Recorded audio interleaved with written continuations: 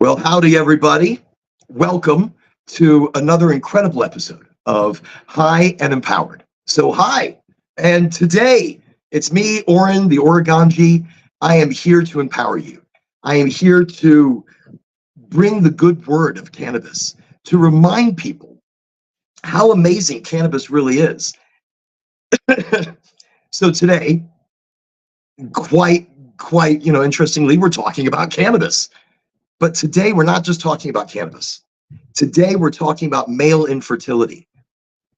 Today, we're talking about the process of cannabis. We're talking about the pros and cons. We're going to talk about tolerance breaks. We're also going to talk about the pros and cons of tolerance breaks. We're going to talk about recent developments that are happening with the DEA. Again, last episode, we spoke very heavily about the rescheduling that's happening. I have news and things that I have heard that maybe rescheduling will not be happening. The head of the all right, I'll get into it in a moment. But these are some of the things we're talking about today. We're going to be talking about cannabinoid hypermesis syndrome, understanding it, understanding the causes and the triggers of hypermesis syndrome, differentiating that from nerves and stress and other issues that you may be experiencing, and that cannabis can enhance the way you're feeling about things, so that can also enhance those thoughts that you are having cannabinoid hypermesis syndrome when in fact you may not be. But we're going to be talking about prevention and awareness of that. Also, tolerance breaks. We're talking about the big one today. We're talking about male infertility. And I know when you think cannabis, you're thinking male infertility. What are you talking about? Cannabis makes you impotent. Cannabis makes you infertile. No, actually quite the opposite. And we're going to discuss that today. We're going to discuss scientific findings and new research that has been going into individualized cannabinoid treatment to improve fertility and to boost testosterone. So for cannabis to be involved in fertility and boosting of testosterone is amazing, because keep in mind, most of the rhetoric that has been out there for so many years has been against cannabis and has been putting the bad light on cannabis, that you're not going to get anybody pregnant, you're not going to be able to get it up, you won't have any interest, you won't have desire. Quite the opposite. With cannabis, you have enhanced desire. But again, it depends on what you're using. It depends how much you're using. It depends in which way you are using. So we're going to talk about those things today. Very exciting. So again, welcome to High and Empowered. I'm your host, Oren, the Oregonji. And I come to you live right now from my trailer in progress here in Florida. And it's hot. I'm just going to mention, if you're in Florida, you know how hot this is. It's not even summer, and we're already dealing with 90+ degree weather.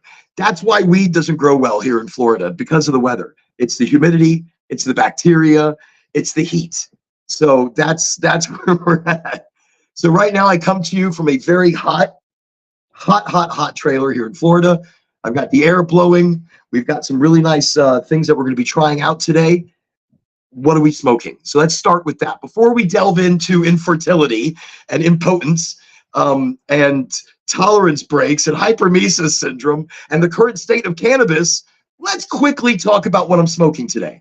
So I'm going to be smoking from the Puffco Proxy today. And by the way, just a quick reminder, I am not supported by Puffco or any of the dispensaries right now. I'm not currently directly working for anybody. I am an independent in the Florida market. I do travel out of the Florida market to other markets to promote brands and to bring education into recreational environments.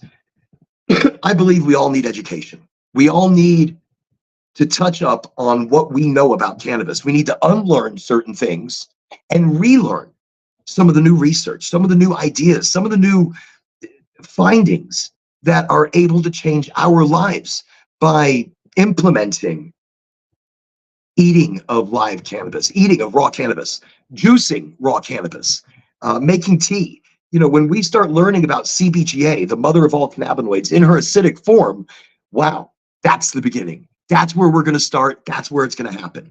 So anyways, by the way, if you have any questions today, ask. If I see those questions come up, I'm going to do my best to answer what I can. But as I was showing, we're going to start. Today, I'm smoking from the Puffco Proxy, which is my little Sherlock Holmes type pipe. It's open right now. And we're going to be smoking Crumble.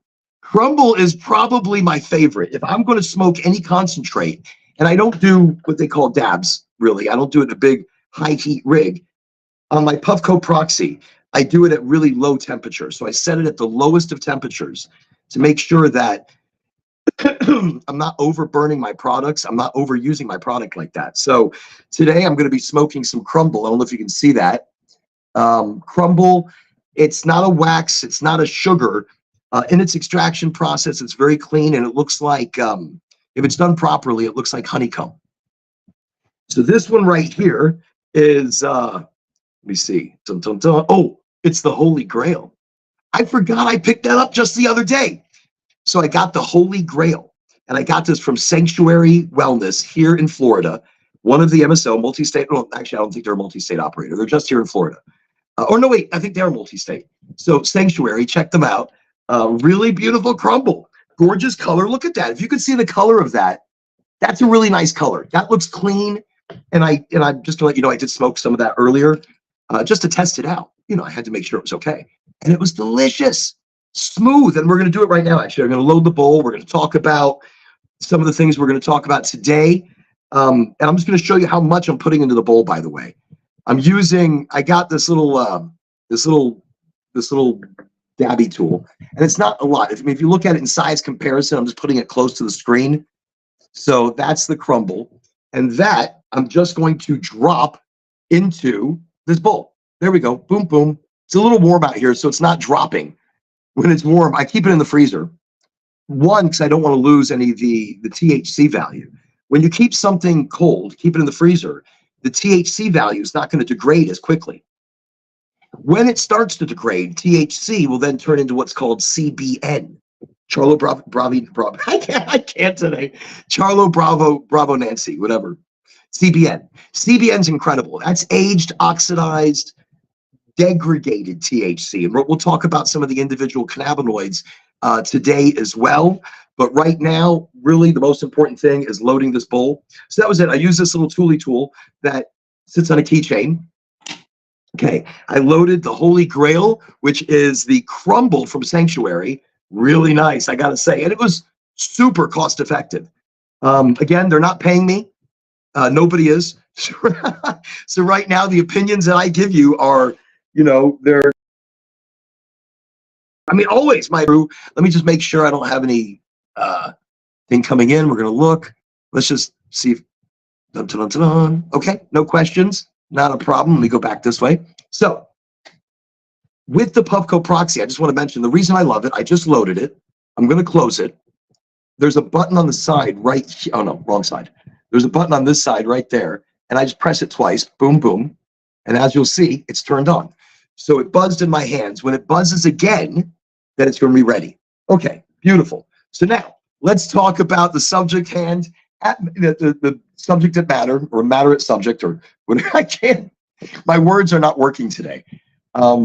So here's where I wanted to begin. Male infertility. There was a study that came out recently, very recently, and this is where I'm basing this off of. It's a worldwide study. By the way, I'm very gently hitting it. This is the Holy Grail from Sanctuary, and very gently, it buzzed. That's why I'm hitting it.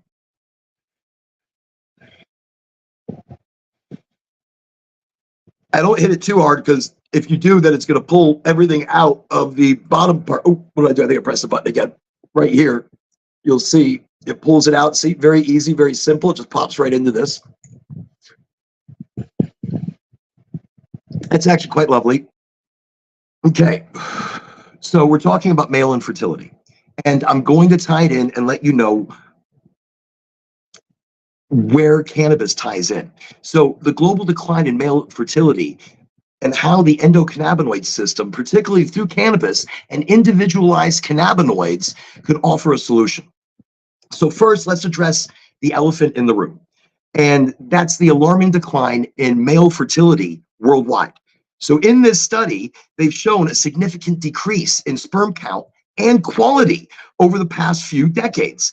Now, in the past 20 years specifically, our male fertility has dropped by almost 30 to 45%. That's huge. In 20 years, we've lost that much when it comes to male fertility.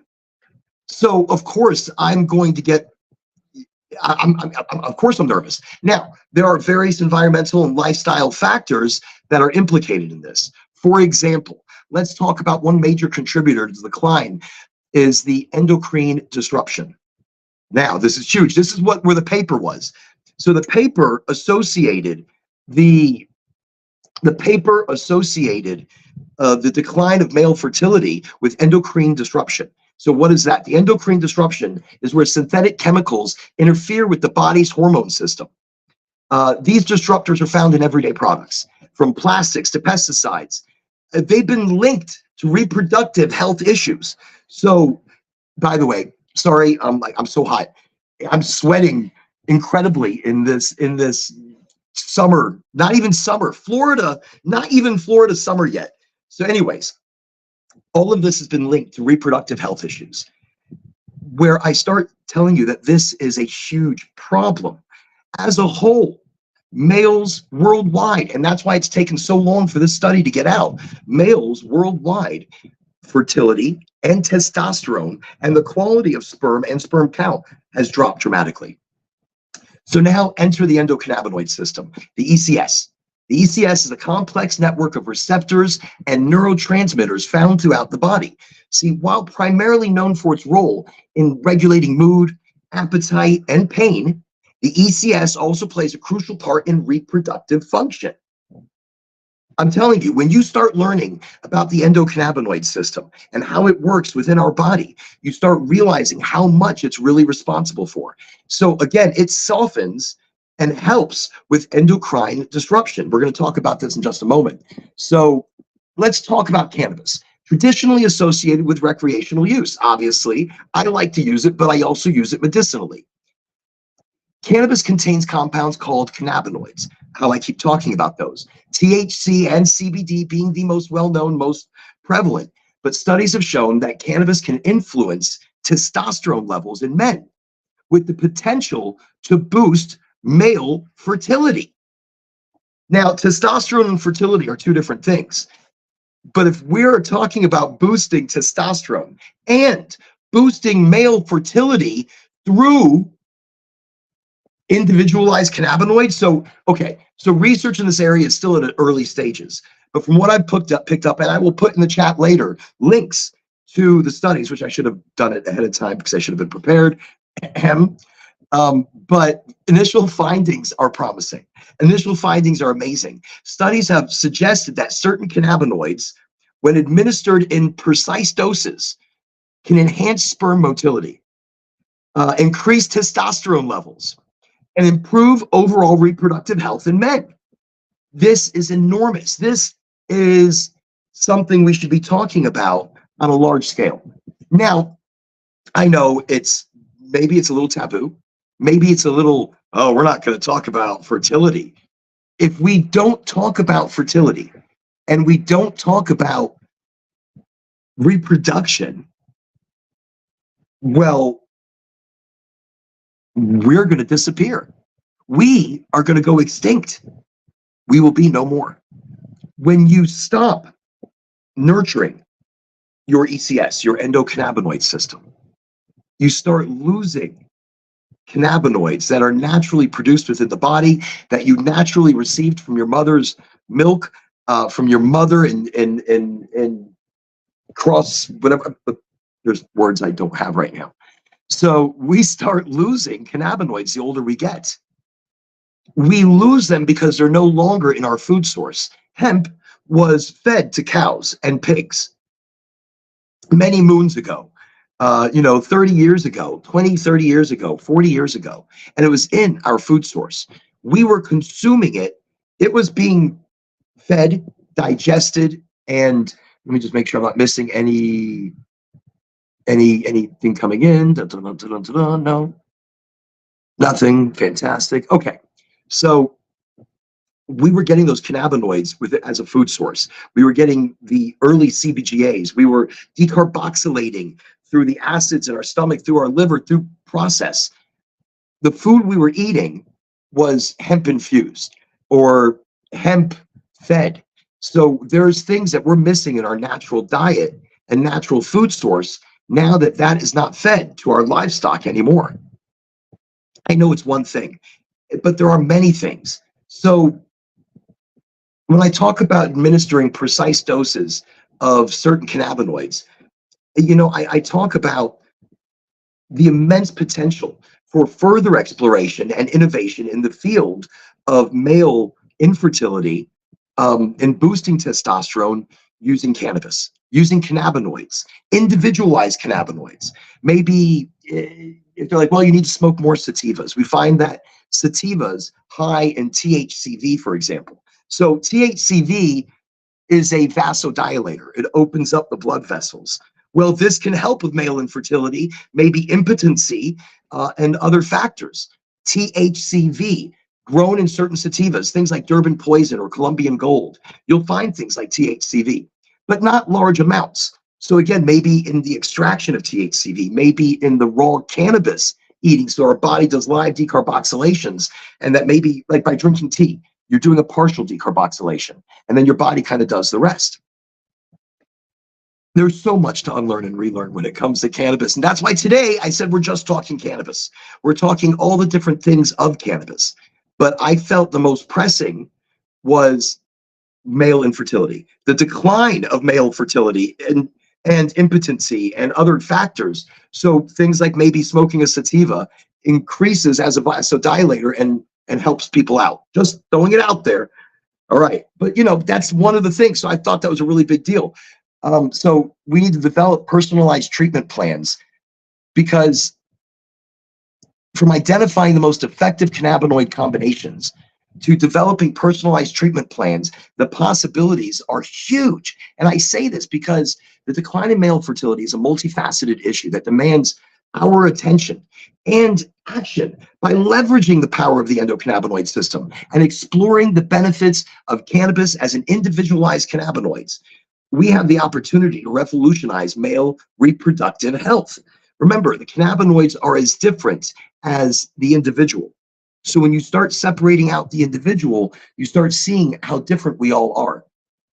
And in our difference shows the difference in how we need to be treated with cannabis. Not everything works for everybody, but we can tailor them to be able to work better through THC, through CBD or CBC or CBG or CBN or THCV or CBGA. There's so much. We just need to unlearn what we know and start relearning what's actually out there. Anyways, I'm also smoking something else today, some flower.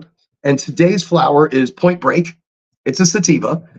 I got a small bud also from Sanctuary. I happened to pick up some crumble and some flower, and I'm pleasantly surprised.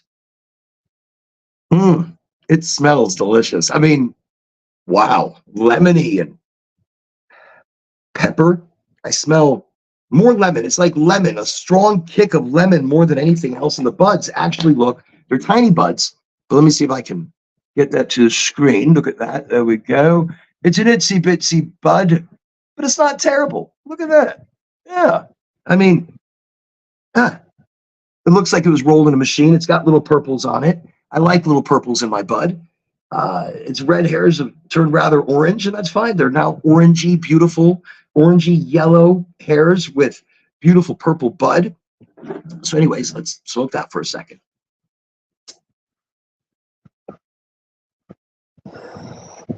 This is High and Empowered. Welcome to the show. Smoke along with us if you can. If you can't, smoke later. I don't get to smoke this much, this often. I do it during the show. I do it for you. Do you see what I'm doing for you? I do this. I get high for you. If it wasn't you, I'd still probably get high. But, I do it more for you, for the viewers. I believe in you. That's why I'm getting high. But no, actually, I'm smoking this. Oh, it's peppery. On the back end, it's a little more. I think I'm tasting this stuff over here, and I'm smoking the other. But this is actually not bad. That's a good little smoke. It gave me a good quick entourage, like a good quick head high. But the head high is really just crossing the blood-brain barrier. Because I'm smoking with a lighter, that's butane contamination. That's high heat. So when I'm smoking it,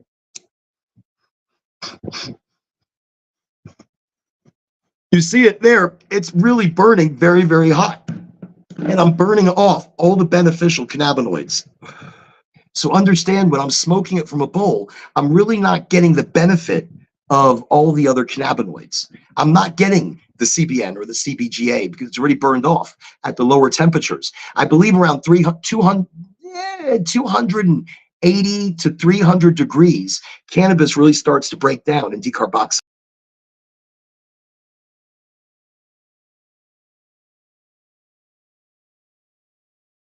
So in that, you want to do it at lower heat.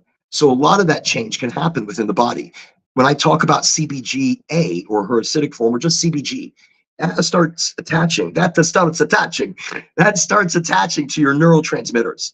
So people that are dealing with neural issues, this CBG is incredible. Also, when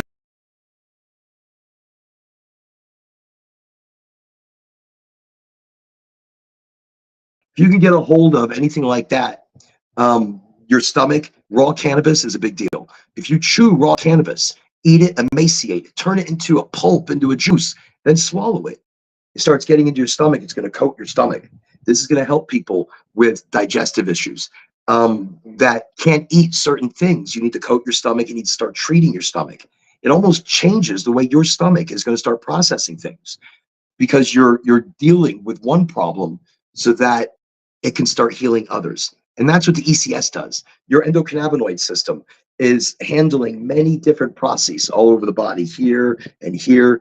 If you have a problem in your body, it's going to start concentrating on that problem, and it's going to start ignoring everything else. So you need to bring it back to harmony. You need to bring it back to its plane of existence, I suppose. So where it needs to be. Anyways, okay, moving on. Moving on to the rest of our topics.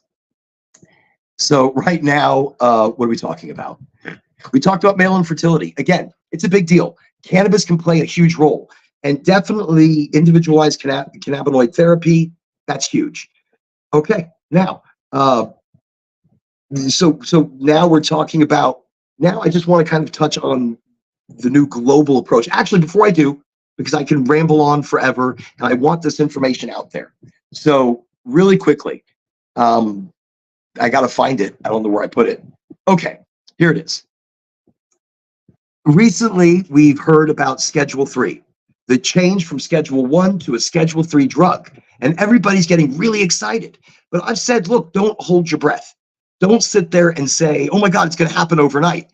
Any rescheduling is going to happen a long time, because there's a lot that they have to get ready and on the table.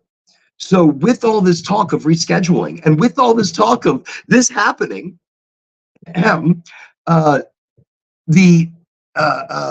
let me just find let me see, the sources inside the Drug Enforcement Administration are being told that Ann Milgram, the agency's administrator, did not sign off on the landmark decision.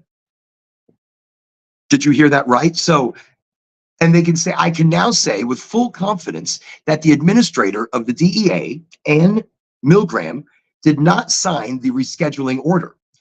Kevin Sabat, president of an advocacy group, Smart Approaches to, anyway, blah, blah, blah, blah, blah, blah, blah.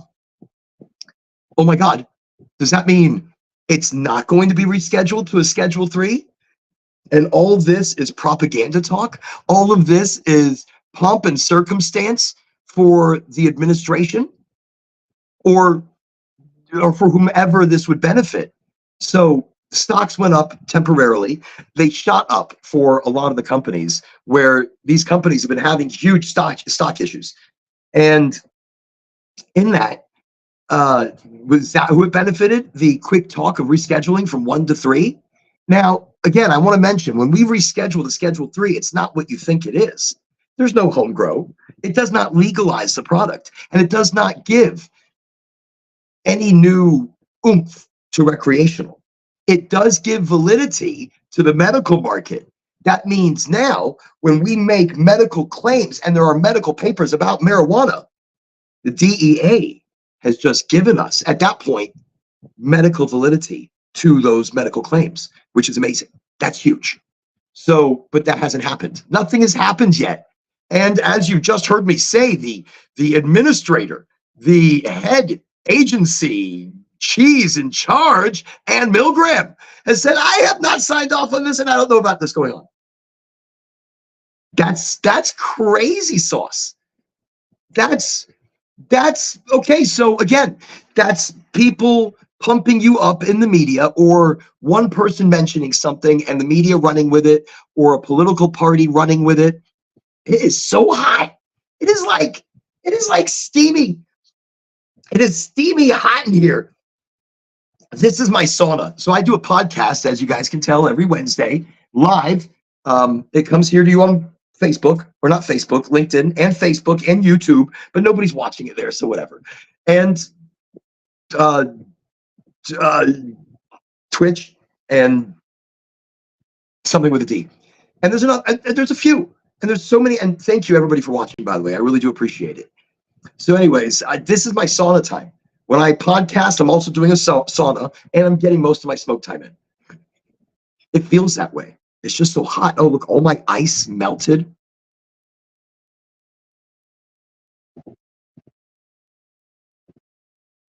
Oh, wow. Awesome. And see, yeah, you can find it on YouTube under Dualistic Unity. Oh, I don't mention these enough, and I really should. And I was in Denver, so my brain was kind of everywhere. But Dualistic Unity, these guys just had an amazing retreat, and so come back from the retreat refreshed, rejuvenated. And at the retreat, they were doing very lovely tea, infused, I believe, and constant walks of reestablishing one's soul and oneself with nature. So I think that's awesome. I think that's so cool. Definitely. And I'm going to put up a link in just a moment. Check out the retreats. Check out Dualistic Unity. See what they're doing. See what they're all about. You have a lot of questions in life. Look, you come to me if you have questions about cannabis. You come to me if you want a little extra empowerment, a little extra enthusiasm for life. But you go to them when you have some questions. Why? It's two guys, yin yang, Dualistic Unity. A little bit of this, a little bit of that are coming together naturally, talking about life, talking about things that are happening to them in the now, and talking about being in the now, talking about so many. Look, it's life. It is. They're just talking, and they are teaching, and they are learning, and they are becoming, and they're part of the community. So they're incredible. It's Andrew and Ray, Dualistic Unity. Also, there's also a lot of little sideshows like myself. I'm here talking to you guys, and let me just checking over here in case there's anything extra going on. Groovy. Okay. So what was I talking about? It doesn't even matter. Okay, I was talking about the rescheduling thing. So again, that was huge news. That may not be such huge news. So in retrospect, people, I'm just saying, don't hold your breath. Okay. Let's move on. All right, let's continue. Now, I do want to mention something interesting. We were talking about infertility and the growing number or the percentile of infertility in the not just the United States, the whole world. That we are declining by 1% a year, I believe. That should be like catastrophic numbers. So testosterone is another big deal. The older we get, we start to lose our natural testosterone. I lost my entire testosterone, like The whole thing. More than 20 years ago. And since then, I've had, but now again, testosterone and infertility or fertility are two different things. But they're not, because one kind of ties in with the other. Because if you don't have one, you don't have the other. I'm just throwing that out there. I mean, I don't mean to be crude or rude, but if you don't have a high testosterone or things working within a testosteronic level, well, it's going to be very difficult to reproduce. Just throwing it out there, unless of course you do it through a doctor and through whatever, and blah, blah, blah, blah, blah. And okay. So does it actually have positive or negative effects on fertility? Remember, the whole thing has been propaganda against cannabis. So I can tell you, me turning 50 this year, I'm not going to say when, but I turned 50 at the end of the year. I guess I kind of said when, didn't I? Whatever. So I turned 50 this year. I don't feel it. I don't feel as though I look it. I don't act it, in the sense that the energy that I possess is immense. So when I start talking about cannabis as an aid, so earlier in the show I mentioned maybe you smoke a sativa and it's a vasodilator and it keeps things strong all throughout the body.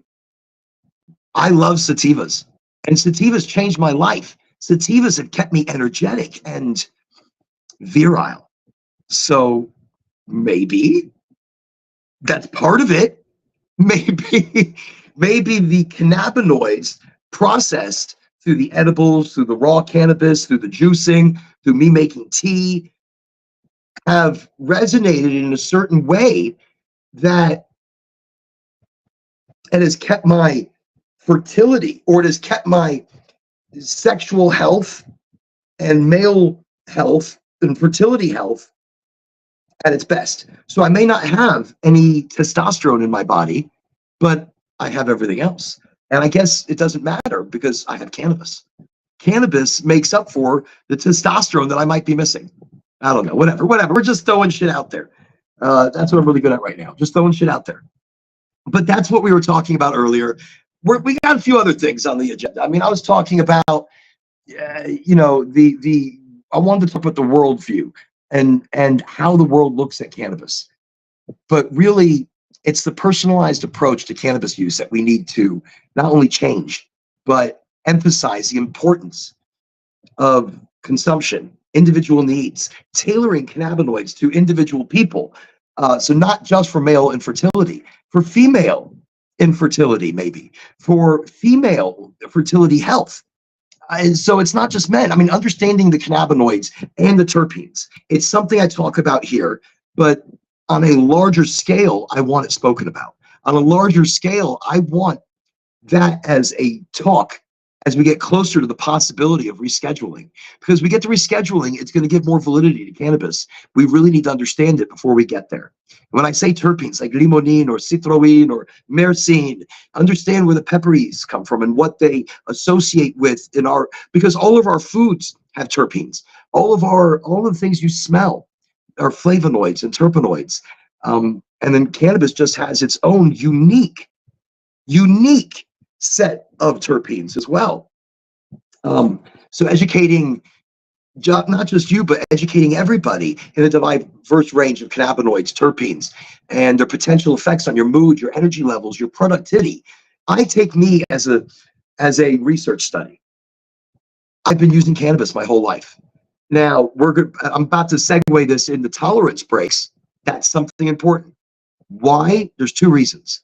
We'll get there in a moment. So, there's different combinations of cannabinoids and terpenes that we need to talk about, and we need to be able to showcase by and this helps with enhancing our productivity. We need to discuss how cannabis strains and products can boost motivation, creativity, cognitive function, and these are huge. We need to address the concerns with managing the side effects and the understanding of cannabis, especially for our older crowd, our older cannabis users, people who are coming into the medical side of it, who need it for pain, for mood, for vitality, and they don't really want to deal with all of the side effects that cannabis brings, and it doesn't. I mean, the longer you smoke it, the less side effects you feel. Do I feel high right now? No, I'm not floating in the clouds. I'm burning up in here. I'm sweating. I'm dying in this trailer right now. The air is doing nothing. It's melted the ice and made my drink hot. So no, I'm not high, but I'm lifted. I look at life with a comical antidote almost in my vision of it. I try not to take anything seriously anymore. And cannabis has helped me with that. I am pain tolerant right now. That means I'm dealing with fibromyalgia. I'm dealing with neuropathy. I'm dealing with arthritis. I deal with migraines. But because of cannabis, I really don't anymore. And I have a host of not mental disabilities, but mental disabilities, maybe ADD, attention deficit disorder, hyperactivity disorder, bipolar. But all of these things that you are listed with, you're just listed with for medication. None of these things affect me. I'm able to use certain ones as superpowers, and I'll explain. Like my hyperactivity disorder. If I hone in my skills with a good sativa, I can work like nobody can work.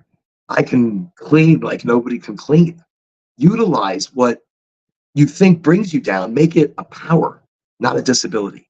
So cannabis, because of cannabis, and because of my regimen and my understanding of specified cannabinoids to the specified individual and terpene profiles, I don't feel as though I'm very ADD.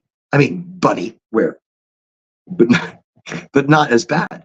My hyperactivity is under control for the most part. Through cannabis, my weight is reduced and controlled. My appetite is suppressed and only hungry for when I need to actually eat, for when I need sustenance. And I'm only hungry for specific things. Like I have to cook, I have to make it, I have to create something that my body actually needs and wants.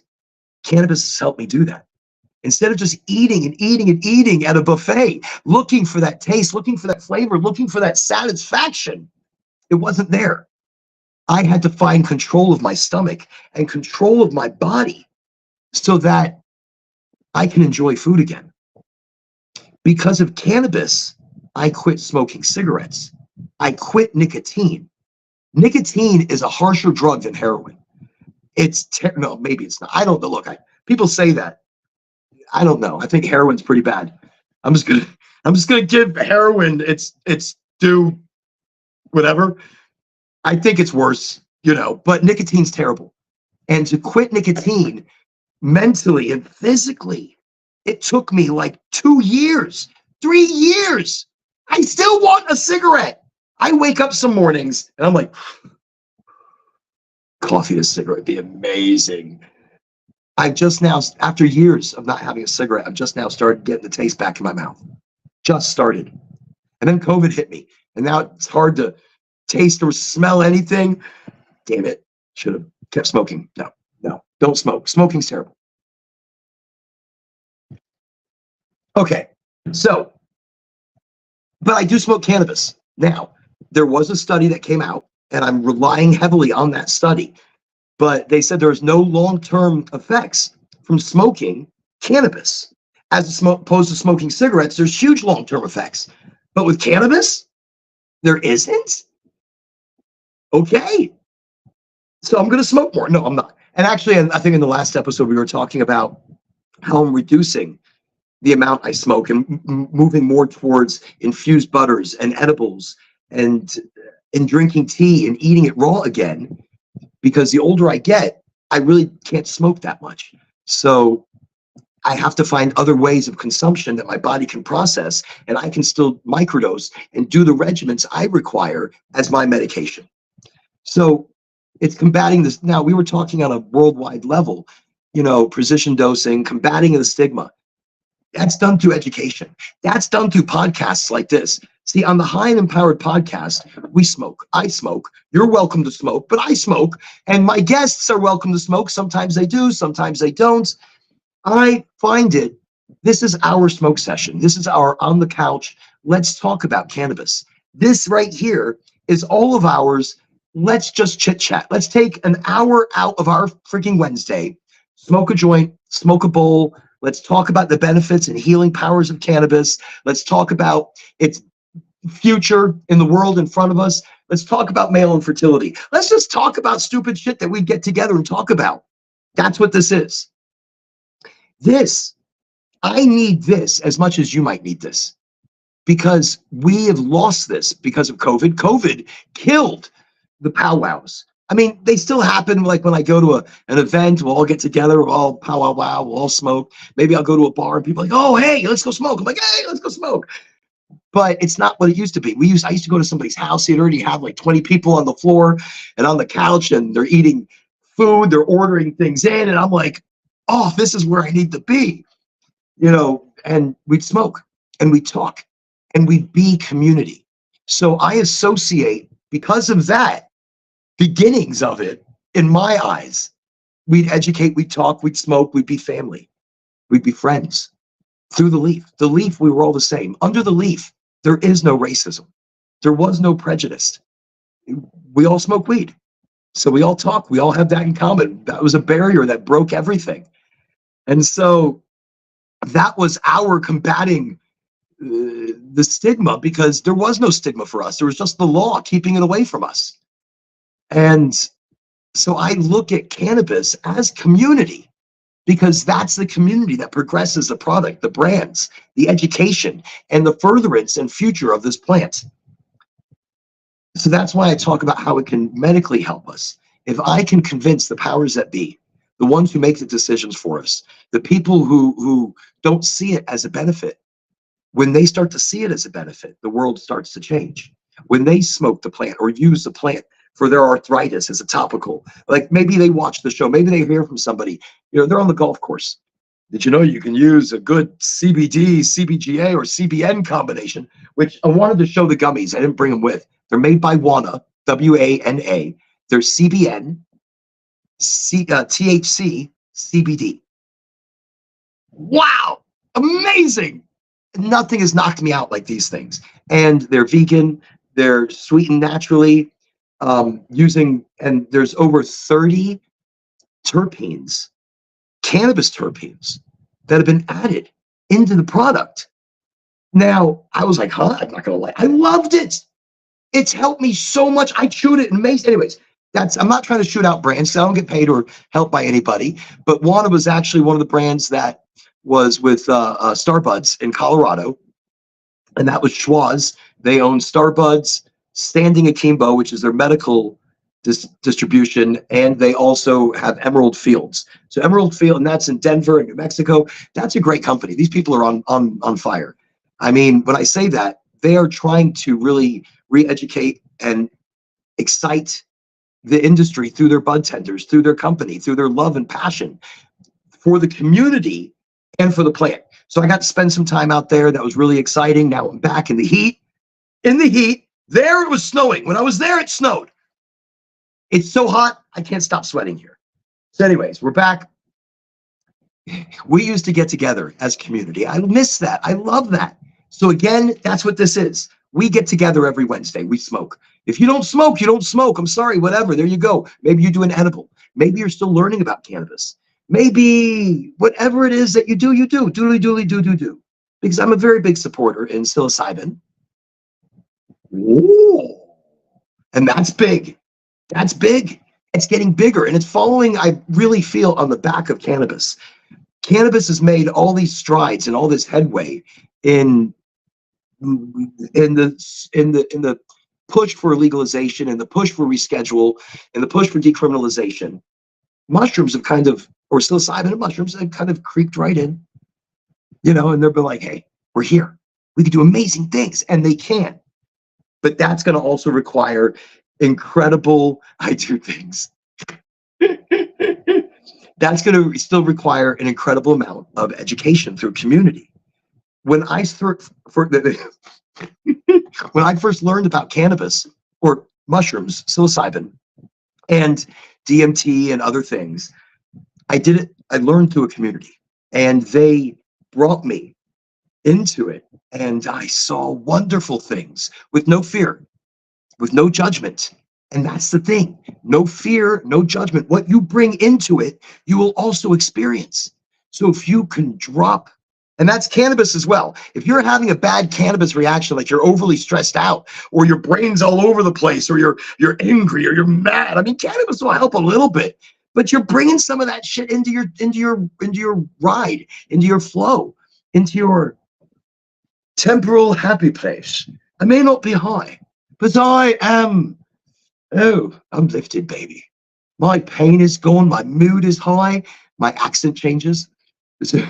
That's when things get serious. You're right. I saw that one. Somebody was like, when his accent changes, that's when shit gets serious. And it does.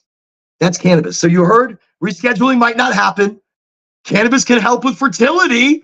I'm just, that's a lot of holistic approach to wellness for me. And, I think cannabis really needs to be looked at, as the medicinal agent that it is. Now, I say that we look at it recreationally. We treat it recreationally. I treat it recreationally, even though I do use it medicinally. I make a tea. That's not recreationally. I mean, I only feel like a little bit of a body high. And when I make a tea, what I mean is I take the raw cannabis, I take the bud, I break it up. I break up about enough for like, oh, 1 second, let me repack a bowl.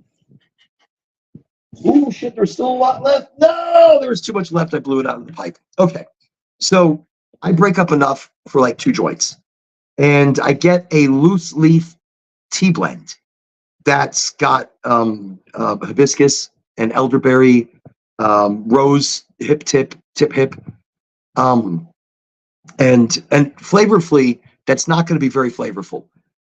So I put raw ginger directly, and so I mix it all together with the raw cannabis, the amount that I break up, like 2 joints worth. And I usually put it in this like little bowl. I'm looking to see if I can find one.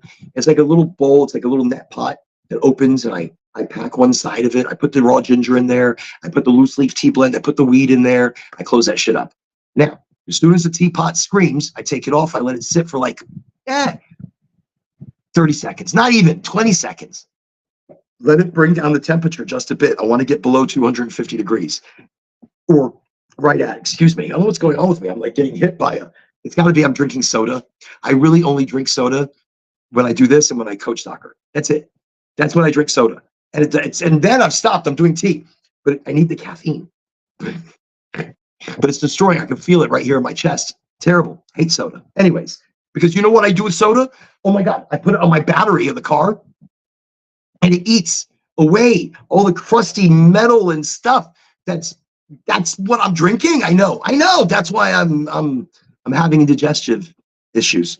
So I make a tea. So as soon as it stops screaming, I have all of that. Now, I also put raw honey into the cup. Raw honey is great, especially if you get a local honey. That way you're gonna be helping, if you have any allergies, anything like that. Raw honey is amazing with the pollen, anything with the pollen or the honeycomb, natural in your area. That way you can work on your immunities where you live. So anyways, I make a tea. I pour the tea in and I let it steep. I let it steep in there for like, I don't know, until it's ready to drink. And I'll even leave it in there and keep drinking it. By the time I'm done with the tea, my whole body feels incredibly light. And what I'm getting is I'm getting that CBG. I'm getting that in my body. I'm doing a live decarboxylation. So that's medical. That's not recreational at all. But recreationally, how I benefit, I also, I believe heavily that cannabis is so packed with vitamins and aminos and protein. I eat raw seeds. I still do vitamins and minerals are very important, but I'm also eating the raw seed. I'm eating the raw cannabis. In the raw cannabis, magnesium, manganese, omega-3, omega-6, the highest protein and fiber of any plant or animal by weight and by amount. It's a superfood. Cannabis is a superfood. I would have never known this in its early years. Just smoking weed, I would have been like, this shit can feed a village. But it could, and it does. Depending on where you are in the world, cannabis is implemented as a food source. Just as prevalent as, say, maybe kale or spinach or chard. I mean, this is wow. It's just a wow. Okay. So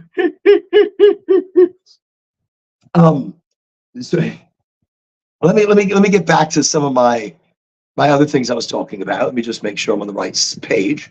You know, sometimes it's dun, dun, dun, dun, dun. No, it's not there. One moment. Because I also wanted to talk about some other things. Hypermesis syndrome. And that was something that I wanted to talk about. You know, didn't want to forget it. So I wanted to get it back up on the agenda. And actually, I forgot what the hell I was talking about. Cannabis. So we're going to talk about some of the other things. Let's jump from there. Since I forgot what the hell I was talking about, and I'll probably remember it later. I'm just sweating out like a sweat. This is like a sweat lodge. That's where I am right now. I'm in a sweat. This is like so hot. This is not like regular hot. Like my phone's overheating, my computer's overheating, I'm overheating. Welcome to Florida. Be happy if you are anywhere where the temperature is not hell. And I'm in North Florida, and it is still like 90 degrees. And the sun isn't even out yet. No, it's out. It's out. Summertime is rough. Here in Florida, the mosquitoes, the gnats, the fleas, you name it, they are everywhere. Sand fleas. I live where there's a lot of sand, and I have to treat the area constantly because we are getting attacked. This is an invasion of the grandest scale that we must fight off. And I don't believe in using chemicals. I don't believe in using things that are going to hurt the ground, hurt the plants, hurt the natural wildlife. And 60 is your high? You enjoy that.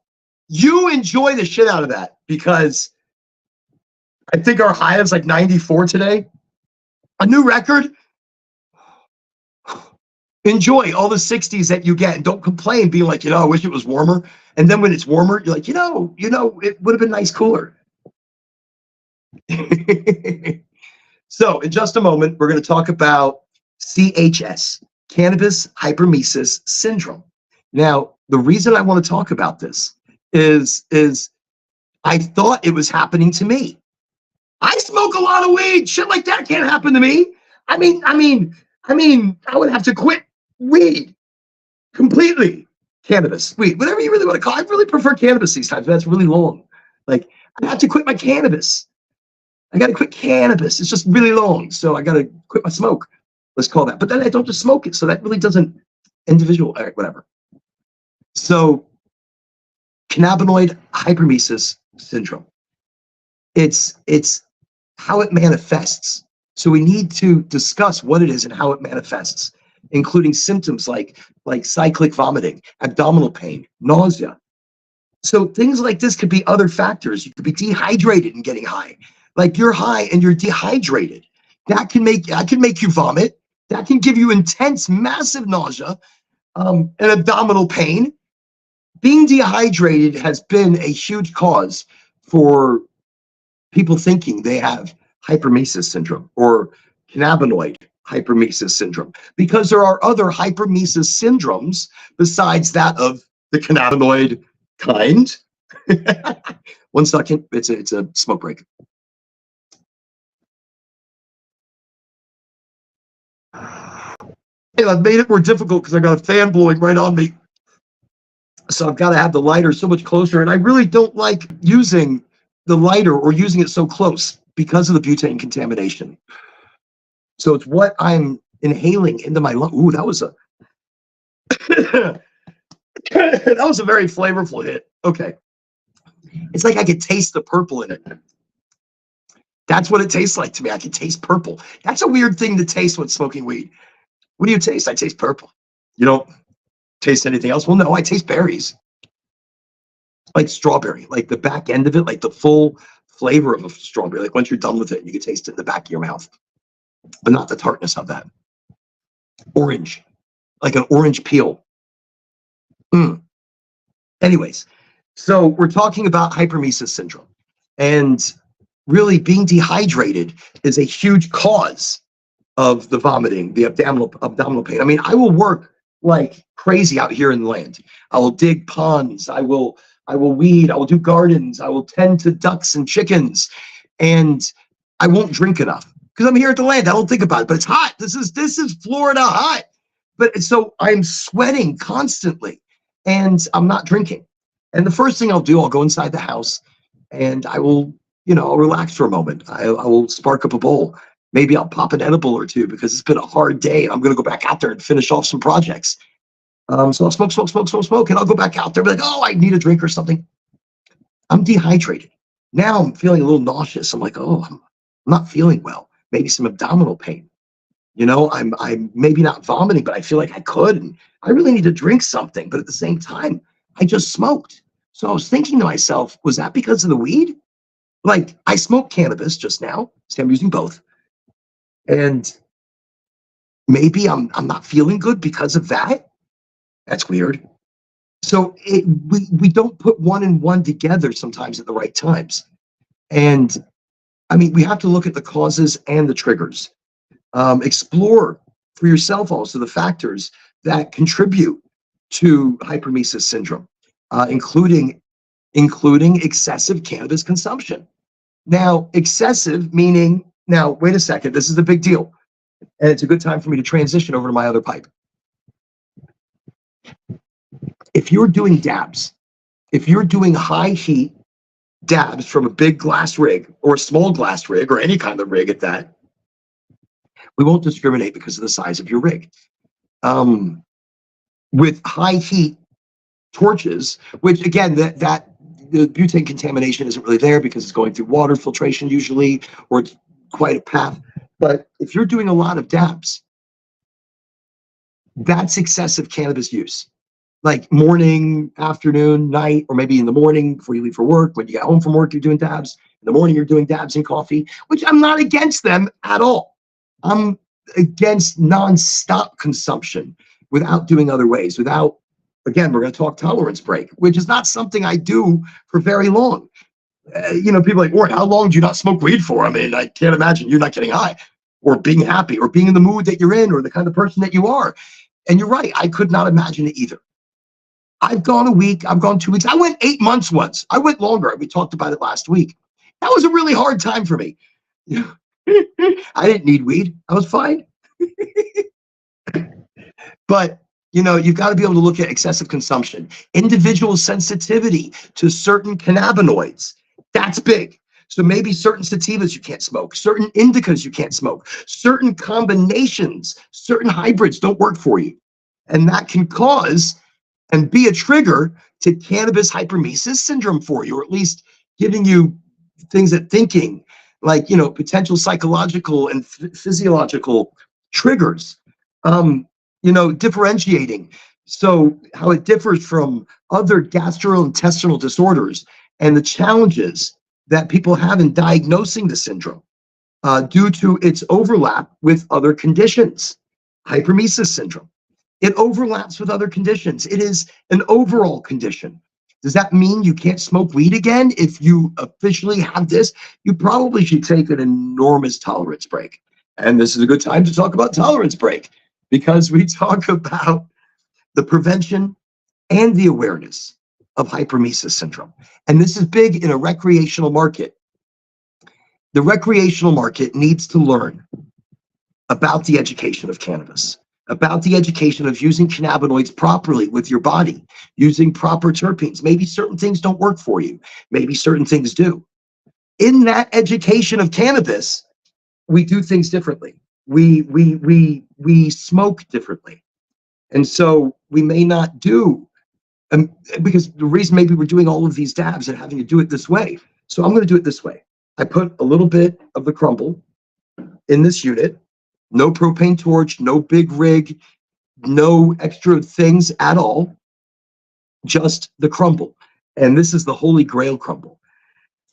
Smoked it a little while ago. Absolutely delicious. I really enjoyed that. It was smooth. That's what I found more delicious. It was smooth. Okay, it just buzzed. So now I'm going to take a light little hit.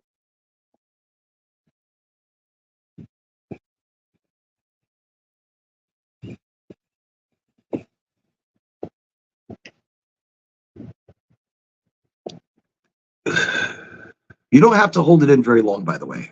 Your body is processing it almost immediately. The longer you hold in does not mean you're going to be higher longer. Maybe like 1-2% higher for just a second.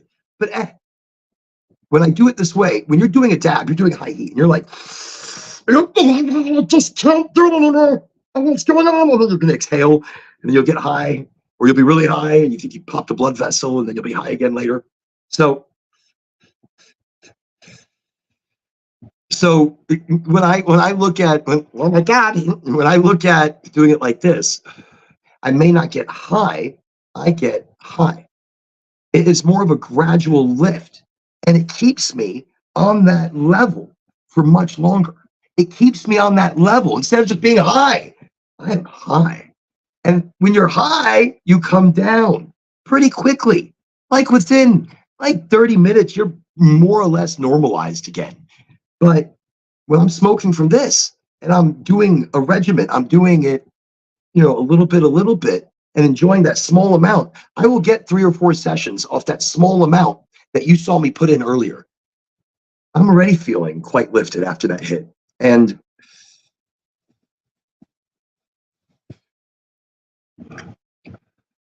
you get a lot of flavor, you taste it.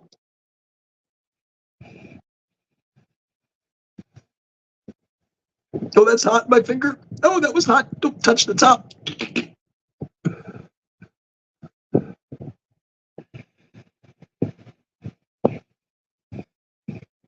That is flipping delicious. I like that. Look how smooth that was. I'm not coughing. That's absorbing into my body beautifully. I'm not doing this gigantic hit where I'm blowing my eye sockets out, but I'm enjoying the dab or the concentrate. I'm enjoying it, and I'm feeling that subtle lift to a really nice place. Just went out. Just turned off. But I think I can still get some smoke out. Okay, so that's the thing. I use different things for different reasons. Very nice, very delicious. Oh, see, I'm getting that. It's kind of lifting right to my body, up into my head. I feel that. That's a sativa. And this one specifically is sitting at the back of my head. I really want it to move. That was Holy Grail, but very nice. Also, very lemony. It's like a lemon. It's funny. Maybe that's. So I just smoked Holy Grail, and now I'm tasting the Point Break that I smoked a second ago, and that Point Break was almost like a lemon peel. Yes, you can do concentrates in pipes. I think you just have to change the. Oh, you mean like if it's a pipe like this? Yes and no. I mean, I've put some bud, and then I'll take some concentrate, and I'll take a little bit, and I'll drop it like on the top of the bowl. So when I hit it, it'll melt into the weed, and I'll hit it like that. But it's kind of a waste because you're really not burning it properly, evenly. It's kind of getting into the cannabis. It's gonna kind of change the flow of things. But it's not terrible if you have nothing else.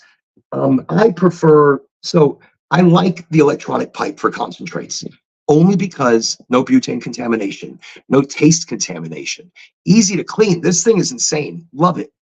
Because with I have a glass rig, and that is so difficult to clean. Such a pain in the ass. Concentrates you can do in a pipe. I use them I've rolled sweets, joints, blunts, all of those things I've done, and in that, yes, I put crumble. So what I'm smoking today in the pipey pipe pipes is a crumble. My favorite because of the way it's extracted, because of the honeycomb look, and because of the high terpenes that are in it and not added as a sugar additive like diamonds and sauce or something. It's diamonds and then sauce added. So it's the whole package together. It's juicy, it's lovely, it's tasty as a crumble. So in a regular pipe though, yeah, in a joint you could put it. I've rolled crumble, I've put RSO, or not RSO. You don't smoke an RSO. Don't smoke an RSO. Don't do it. But I've taken concentrates, concentrated cannabinoids in different forms. And I put them right down a beautiful sweet or blunt, whatever you want to call it.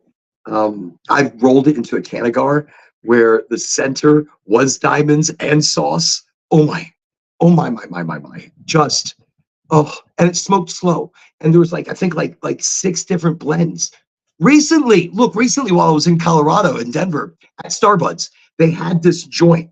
Not a joint, not even a joint. It's not, and it's not a Canagar. It's, oh, I don't have the name of it here. I have it in another video. It's a Asian inspired name, and it has like 12 different blends or something of that nature. It's got concentrates rolled within it, and you smoke it. I think it costs like upwards of $300, but it's a 2 to 3 hour smoke. Would I pay that much money to have a 2 to 3 hour smoke? No, I'll buy that much weed and I'll smoke for like a week.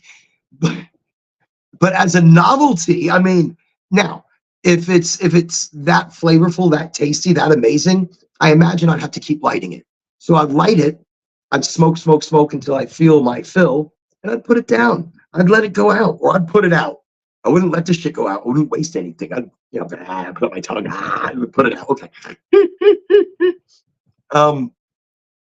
But now, yeah, well, no, look, the electric pipe changes everything. The electric pipe brings in not just flavor, because look, when I'm smoking, look, I love flower, and I'll roll a joint, and I feel like I'll taste it more in a joint sometimes than I will a pipe.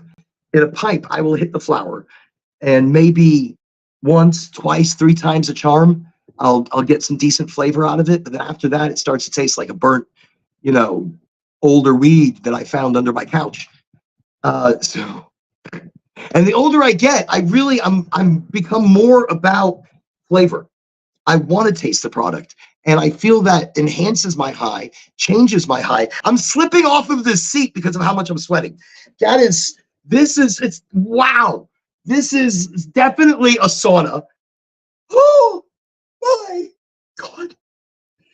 So, but with the flower, 1 or 2, 3 hits out of the pipe, I feel like I'm getting a decent. Now, I've seen people do it with a wick, and if you're using a wick and you're lighting it as you go, it takes a little bit longer. You're going to get a little more flavor. Yes, but it's a pain in the ass. It takes too long. Oh my God. I'm sorry. Oh my gosh.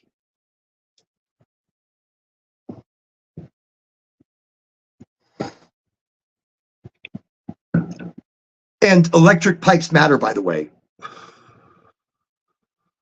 That was a lovely hit too. By the way, when it comes to smoking cannabis, like smoke, like what I just did, you don't have to hold it in.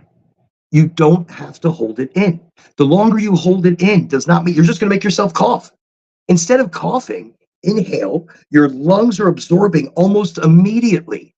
Your lungs are taking in all the cannabinoids that they require immediately. And then just exhale. You'll notice if you do it that way, you will get just as high. Instead of holding it in longer, you're just getting it to your brain, and you're popping your blood vessels a little bit. It's that blood-brain barrier and that transference and that temporal, I'm holding my breath, I'm high. So no, exhale and feel the high differently. Feel it wash over your body instead of it, what's that? Wow, that hit me. But instead, let it, oh, that hit me. Yeah. It's not that you're smoking the wrong stuff. Maybe you're smoking it the wrong way. And I'm not even saying you're smoking it the wrong way. Here's a new way to smoke, a different way to smoke, a more holistic approach, a medical approach to your recreational cannabis. Maybe that's what we're doing. So anyway, so I when it comes to the flower, so when you're talking about an electric pipe, I look at, all right, so this is where I was going to talk about. I used to have this globe, like it was this big glass globe, and there was this like brass pole that would be holding this little bowl in there. And I'd have to put my weed on the bowl, and I'd have to wait for it to heat up, which was wrong. I actually should have heated it up first and then put my weed in the bowl. But I was a kid, I was stupid, and I didn't know shit from shit. And instead I put it on the bowl, and then I put the bowl over that little brass thingamabobby. And it was like this hand, this skull hand that was holding it. It was like the coolest thing. And as a kid, for me to purchase this, I say a kid, early 20s, late 18s, late 13, whatever. I started pretty young with cannabis. And so I sat there, put the weed in, and I'm waiting for it to heat up. I waited forever. And all of a sudden, the little smoke started going, and I could smell it. I'm like, that smells like shit. But they say this is the best way to smoke it. I didn't know. Nobody was with me. I didn't want to embarrass myself. So it had a little hookah thing to it. So I took it. I'm like, and I am inhaling pure stale smoke. Oh my God. I inhaled a globe full of the yellowest, stalest, most vile smoke anybody has ever had off of. Wait, it gets worse. The weed I was smoking was brickweed. Now, if it depends on where you are in the world, and your weed comes from different sources. Early back in my days, we're going to go back. Let's go back. I mean, I remember I'm 50 this year. I've been smoking since I've been like 13. That's a long time. So back then, do the math. Back then, I'd get my weed. If I bought in bulk, I would get it in like this brick. Like a pound would be this big. Like a pound would be this big. And I'd have to peel layers off of it. And as I would, the seeds would come flying at me. And I'd be like the Matrix. Seeds. So and we were smoking hemp, really. We were smoking a clone of a clone of a clone, which probably didn't have an incredible amount of THC. It's what we smoked. And that's why now they're saying, well, the weed now is so much more powerful and potent. Well, it's been cultivated. It's been boutiqued. It's been fine-tuned. But the shit we used to smoke was pretty crazy. And so that terrible weed, which also, I want to let you know, we used to have this strain called Yokohama. Why? Because it smelled and tasted like Yokohama tires. That's probably how they shipped it in. It probably wasn't Yokohama tires, but that's the name we gave it. We used to make shit up name-wise. Now the strains are sub-named from the landrace strains, hopefully. Some are just given names, some are combinations of this and that through different phenotypes. But weed has changed dramatically. Wow. So anyways, that bowl I was talking about, it was terrible weed. And I smoked it and I coughed and coughed and coughed. And I coughed the whole house down. I think I almost hurt myself. I really did. It was disgusting. And I didn't want to smoke from an electric pipe like that. It was the wrong way. And not only did I do it the wrong way, I should have broken it up and, instead of putting it in giant bud, I should have heated up the device first. But then we didn't have a lot of people to teach us. We didn't have the internet that shows you anything and everything. We didn't have it. We had the library. It's not like I'm going to go to the library and be like, look, I need to take a book out on how to smoke my weed properly. No, I have to leave now. Okay, I'm leaving. And that would happen. So you'd call somebody, you'd ask somebody, you'd invite somebody over and you try to figure the thing out together. So that's how weed has changed. Just changed because we just know the quality, the precision of it has changed. And it's beautiful. It really is. I do want to quickly mention, as we are evolving in this cannabis landscape, as we are changing and becoming, don't forget you. Don't forget your health. Don't forget the enthusiasm towards life, towards a day. My enthusiasm towards cannabis is to help, is so others can benefit from what I've benefited from, both recreationally and especially medicinally. I'm a different person today. I go back. Let's start 14, 13, 14. I really fell into a heavy depression, but I didn't know what it was called. And even before that, actually, my parents were taking me and having me put on experimental medications that they are using now on children that are terrible, that they've stopped using on some kids because they found out how bad they are. I was part of those test cases. For example, I used to get terrible migraines. Oh, when I say terrible, my eyes would be on fire. I would fall to the ground. I couldn't move. And I experienced these migraines heavily into my mid 30s. I would get them once, twice a week sometimes. And I was on a drug called Imitrix. Imitrix, back then, I'm sure they have a nasal spray now, but they didn't. When I started, they had this injectable shot.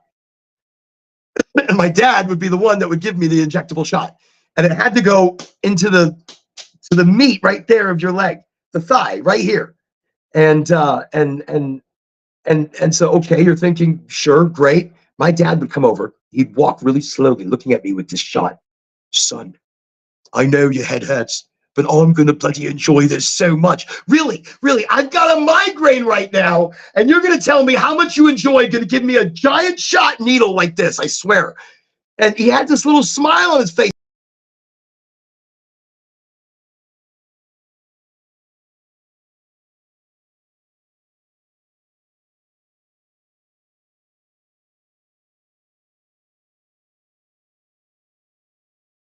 Really is.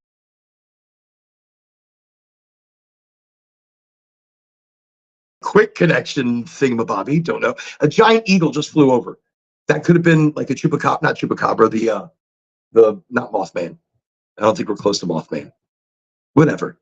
But my father, anyways, would come over to me with this shot, and and uh, um, and he would inch it, and then he goes, son, listen, really, it hurts me more than it hurts you. I'm like, just do it already. He goes, just do it already. I'm like, just do it. He goes, okay, pop. And he had to make sure it got deep enough into the muscle because then he had to inject it. This hurts. Then the migraine wouldn't hurt as bad. You know why? Because now there's this a lump in my leg of medication and air, probably. Holy shit. Okay, sorry. I had to relive those memories of PTSD of my father giving me a shot of Imitrix.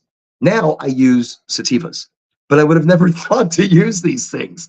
So early on, being the test subject like that, I've used cannabis medicinally to heal me of all the things that they had me on early on. Like they were trying to deal with my attention deficit disorder.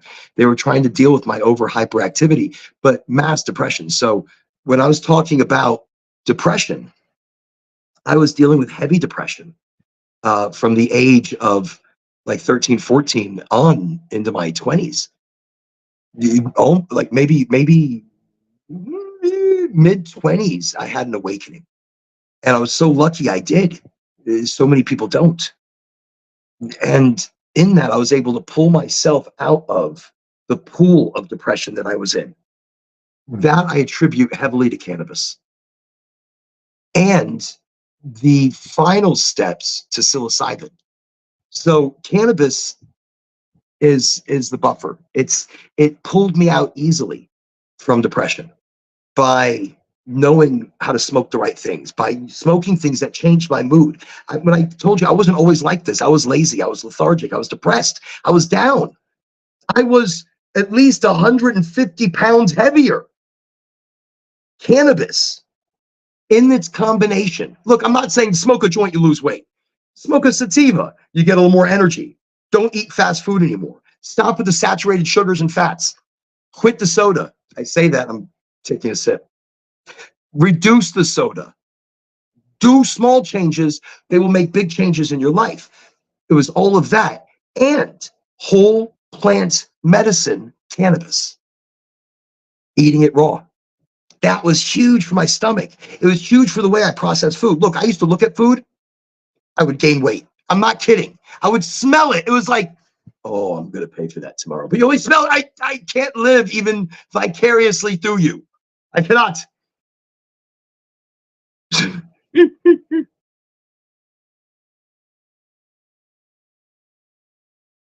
But that's it. That's what we're doing here. We're hanging out. We're talking about cannabis and about what we're using and how we're using it and how it's helping. So through the combination of cannabis and psychedelics, the whole world changed. And I saw that it wasn't about me.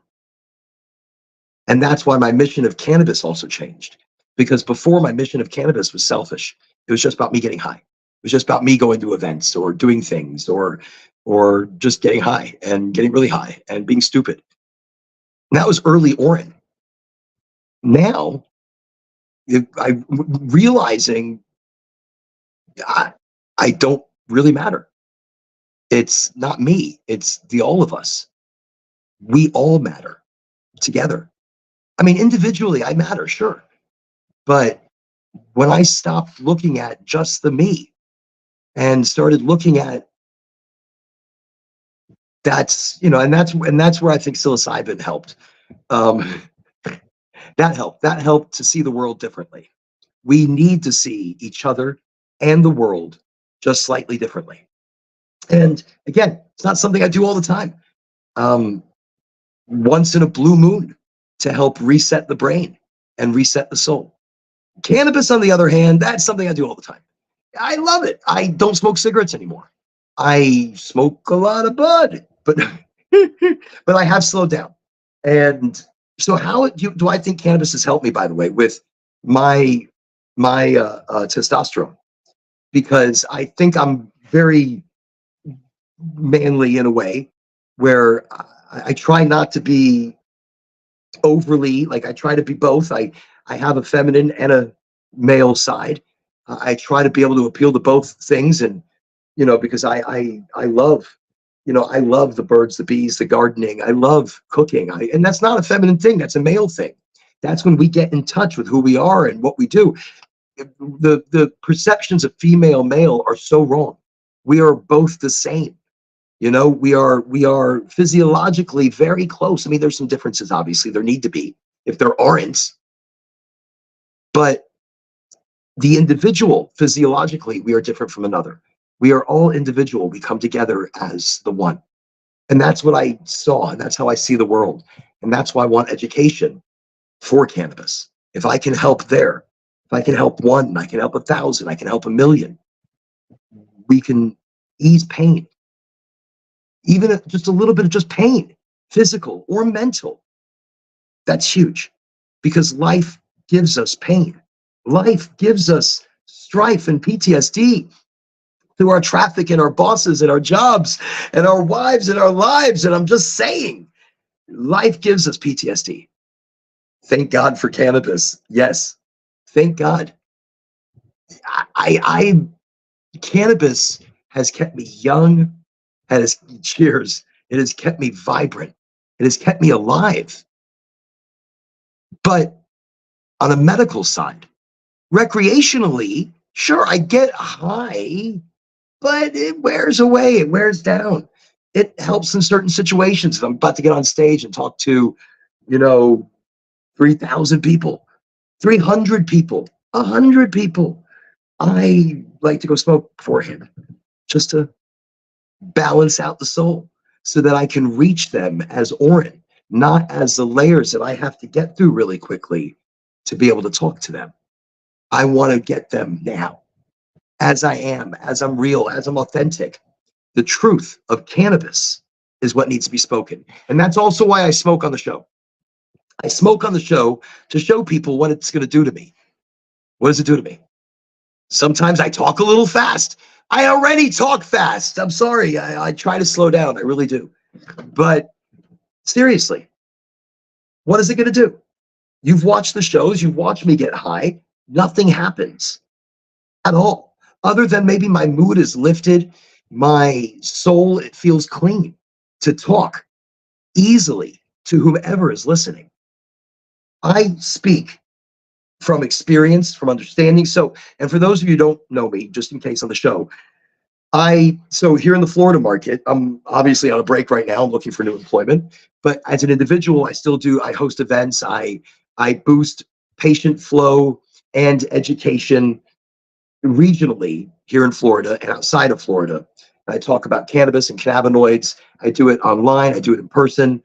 But I used to work directly for the MSOs, the multi-state operators, the big cannabis operators. And I would travel to the doctors, not only dropping stuff off, but exciting them about our brands, our products, and what they actually can do, or the possibilities of them. And I put the name of the company that I'm working for in their heads.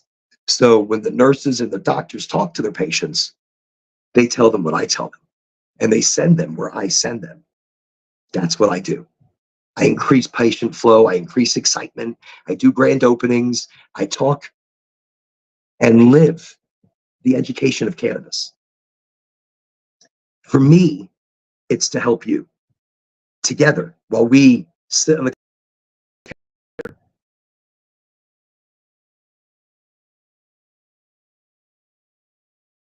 on this Wednesday together on High and Empowered. This is it. That's what the podcast really is. It's a talk. It's a smoke. It's community. It's maybe remembering some of the things that we've forgotten and living as a community, because it takes a village. I really feel it does. I feel it's not the individual, but it takes that village to change, to make change. I always talk that it'd be great if I can get the UN together and everybody smoking or eating an edible or something of that nature, and to right there, we would solve world hunger. We would solve homelessness. We right there, that day. I just feel when they can see beyond themselves, when somebody's able to see as a community, as a family, because when I got into cannabis, it felt like family. So I use cannabis to quell my migraines now. I don't use Imitrix and that terrible stuff. By the way, it used to make a big giant bubble, and then my dad would massage the bubble, and it would send the medication through my body, and then I'd turn into a zombie for a period of time. It was terrible. That's not how shit's supposed to work. Cannabis works with the body, with your endocannabinoid system. Today, we've brought up some very interesting things. We talked about fertility and testosterone boosting. Cannabis. Look, every week, we're going to talk a little bit something about cannabis education. Sometimes we talk about Crohn's, IBS, Alzheimer's, dementia. By the way, that's THCV, sativas, life-changing. RSOs, life-changing for anybody that's dealing with cancers, and you want to be able to get large, high doses of THC with full plant medicine, full cannabinoids in your system immediately. We need to learn. And as a community, we can help each other, knowing that there are options besides just the pharmaceutical. With the rescheduling of cannabis, possible rescheduling of cannabis, as you see, I told you it may not happen. The head cheese, the head honcho, it's not even signing off on it. It still requires them to convince her, to convince Anne that this is something she needs to sign. Hasn't happened yet. But if it does happen, it gives validity, and it turns cannabis more into a